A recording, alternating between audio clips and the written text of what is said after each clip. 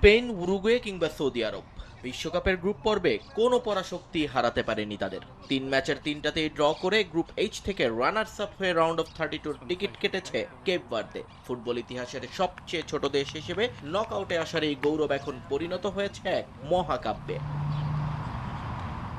তবে রূপকথার আসল পরীক্ষাটা এবার মায়ামির মাঠে শুক্রবার তাদের প্রতিপক্ষ ডিফেন্ডিং চ্যাম্পিয়ন আর্জেন্টিনা, যারা গ্রুপ পর্বের সব ম্যাচ জিতেই এসেছে এখানে। তবে প্রতিপক্ষ আলবেসিলেস্তা হলেও নিজেদের ফুটবল দর্শন থেকে এক চুলো নড়তে রাজি নয় কেপ ভার্দে।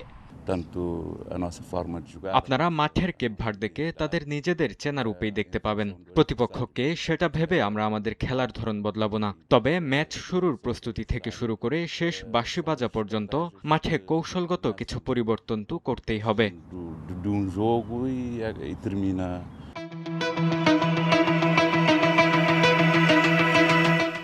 প্রতিপক্ষ শিবিরে যখন লিওনেল মেসির মতো মহাতারকা থাকেন, তখন যে কোনো রক্ষণভাগের ছক এলোমেলো হয়ে যাওয়াটাই স্বাভাবিক। কেপ ভার্দেও মেসিকে সমীহ করছে, তবে তাদের সবটুকু মনোযোগ কেবল একজন ফুটবলারের উপর নয়, বরং পুরো আর্জেন্টিনা দলকে আটকে দেয়ারই ছক কষছে তারা।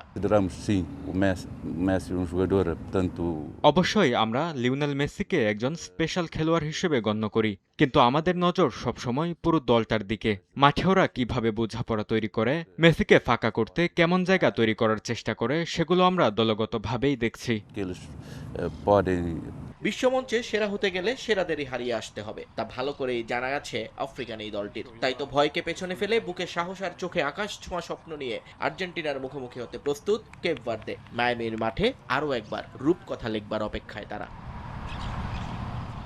নিয়ন মোহাইমেন, সময় সংবাদ।